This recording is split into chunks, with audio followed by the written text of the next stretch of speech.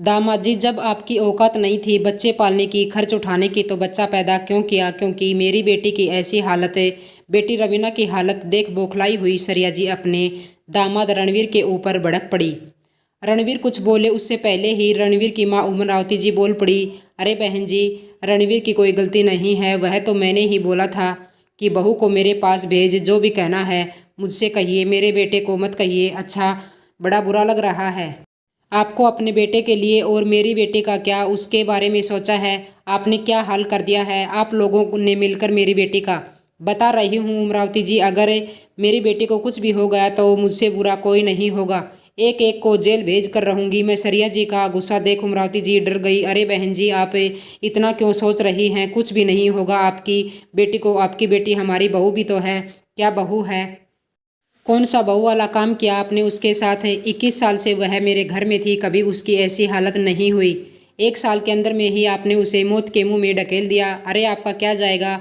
अगर मेरी बेटी को कुछ हो गया तो 2 महीना 4 महीना रोक कर आप तो अपने बेटे की दूसरी शादी कर देंगी, दूसरी बहू लाओगी। लेकिन मैं अपनी बेटी को कहाँ से पाऊंगी? बेटी तो मैं अपनी खोऊंगी ना, जिंदगी भर तो मैं रहूंगी ना। आपको क्या करना है? और किससे पूछकर आपने इसे झोल छाप डॉक्टर से मेरी बेटी का ऑपरेशन कराया है? इतना सुनते ही उमरावती जी भड़क गई। अरे बहन जी, कुछ भी मत बोलिए, यह मेरे रिश्तेदार हैं। अच्छा होंगे आपके रिश्तेदार, लेकिन है तो झोल छाप डॉक्टर ही ना।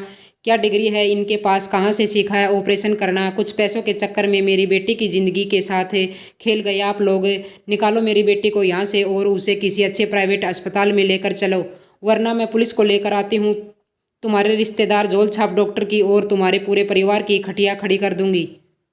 मैं बिल्कुल बर्दाश्त नहीं कर सकती अपनी जवान बेटी को ऐसे मौत के मुंह में जाते हुए देख। आज तो सरिया जी अपने नाम की बिल्कुल ही उलट थी, ज्वालामुखी बनी हुई थी। बेटी की हालत देखकर एकदम से पागल हो गई थी। असल में सरिया जी की बेटी रवीना की शादी को अभी मुश्किल से 1 साल ही हुए हैं। शादी के बाद रणवीर रवीना को लेकर मुंबई चला गया। 2-3 महीने बाद ही रवीना प्रेग्नेंट हो गई। मुंबई में रणवीर ने रवीना का अच्छा इलाज कराया, सब कुछ सही था। रवीना की प्रेगनेंसी को 5 महीने हुए तो रणवीर ने अपनी माँ उमरावती जी को फ़ोन करके बोला, माँ तुम 1-2 महीने के लिए यहाँ चली आओ, इस समय रवीना को तुम्हारी ज़रूरत है। रणवीर की बात सुनते ही उमरावती जी बोली, अरे बेटा, मैं तो यह सोच रही कि बहू को यहीं बुला लो। अब क्या है ना, वहाँ कुछ मुझे समझ में तो आएगा नहीं, और ऊपर से इतना महंगा शहर है, छोटी से छोटी बीमारी में हज़ारों के खर्चे हो जाते हैं।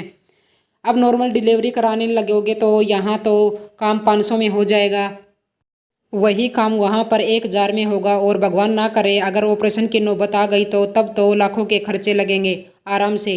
तो बेहतर है कि तुम बहू को यहीं भेज दो। यहाँ पर मैं हूँ, हमारा देखा सुना जगह है, डॉक्टर हैं, अगल बगल की औरतें हैं जिसे जानकारी है। कोई दिक्कत कोई परेशानी हुई तो देख लेंगी, समझ लेंगी, वहाँ मैं किससे पूछूंगी? माँ की बातें सुने रणवीर ने कहा, माँ औरतों के चक्कर में नहीं पड़ना है, जो भी होगा डॉक्टर बताएंगे, जैसा वह कहेंगे वैसा ही होगा। डॉक्टर की जानकारी और औरत की जानकारी अलग होती है। कुछ भी अलग नहीं होता है बेटा, कुछ भी अलग नहीं होता। ऐसे तुम्हें लग रहा है ना, शहर जाकर सब कुछ भूल गए हो। मैंने भी तो तुम्हें पैदा करके इतना बड़ा किया है, तुम तो घर पर ही हो गए थे।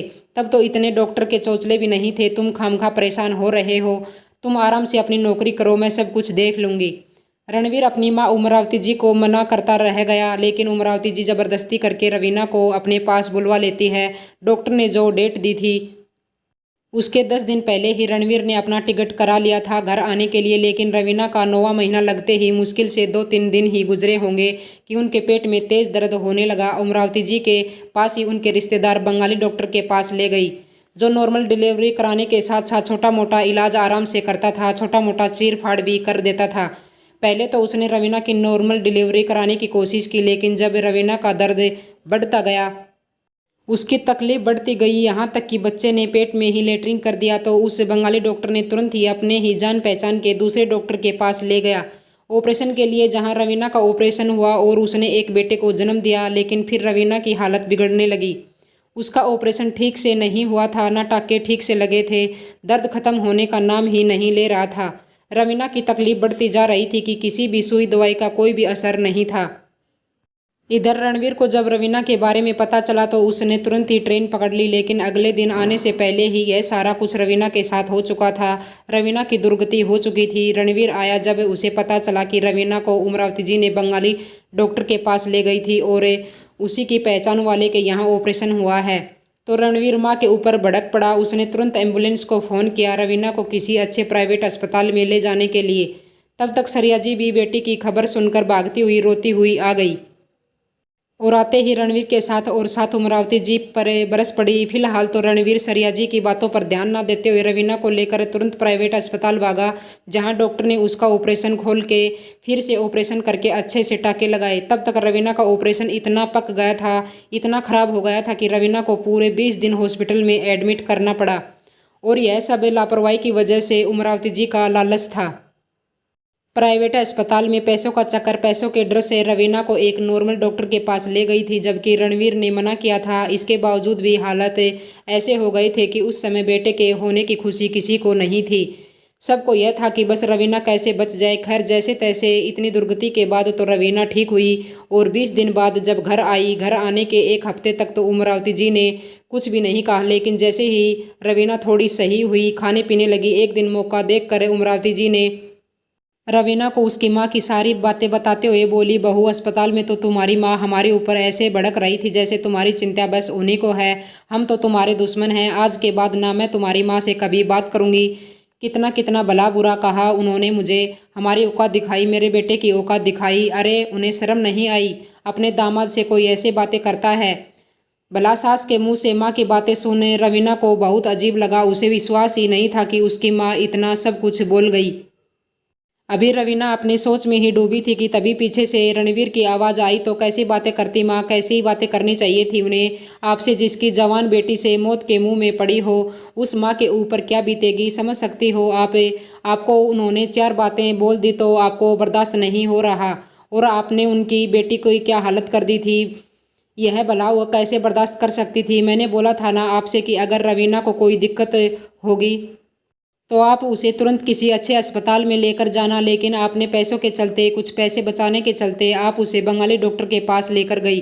माँ वह छोटे मोटे रोग का इलाज करता है, दवाइयाँ देता है। बच्चे पैदा कराना और छोटे मोटे रोग का इलाज कराने में बहुत बड़ी बात होती है, लेकिन यह तुम्हें कौन समझा पाएगा? मैं तो बिल्कुल भी नहीं समझा पाऊंगा। माँ मैं बस इतना कहने आया हूँ कि मैंने 1 महीने की छुट्टी ले ली है, क्योंकि रवीना अभी इसी लायक है नहीं कि मैं उसे लेकर जा सकूं। 1 महीने बाद मैं उसे अपने साथ लेकर जाऊंगा। मैंने सोचा था 6 महीने यहीं पर माँ बेटे को छोड़ दूंगा, थोड़ी देखभाल हो जाएगी, लेकिन अब नहीं। तुम अपने पैसे बचाने के चक्कर में, अपनी कंजूसी के चक्कर में, कल को उनकी तबीयत भी खराब हुई तो तुम उल्टा सीधा इलाज कराने लगोगी। तब मैं अपनी बीवी और बच्चे के साथ और लापरवाही बर्दाश्त नहीं कर सकता। आज तुम्हारी एक छोटी सी लापरवाही की वजह से, छोटे से इलाज की वजह से मेरे घर गृहस्थी, मेरा संसार सब कुछ बर्बाद होते होते बचा है। अब तक तो बहू की माँ ने खरी खोटी सुनाई थी और अब बेटे ने भी सुना दी। चारों ओर से बातें सुनने के बाद बेचारी उमरावती जी एकदम से शांत हो गई थी। अपनी गलती का एहसास तो उन्हें भी हो चुका था, लेकिन वही बात है ना कि अपने मुंह से आखिर कहे तो कहे क्या। अब अपनी गलती सुधारने के लिए उन्होंने रवीना की और उसके बेटे की खूब अच्छे से देखभाल की और 1 महीने बाद ही माँ बेटे बिल्कुल स्वस्थ थे, तो रणवीर उन्हें लेकर अपने साथ मुंबई वापस चला गया।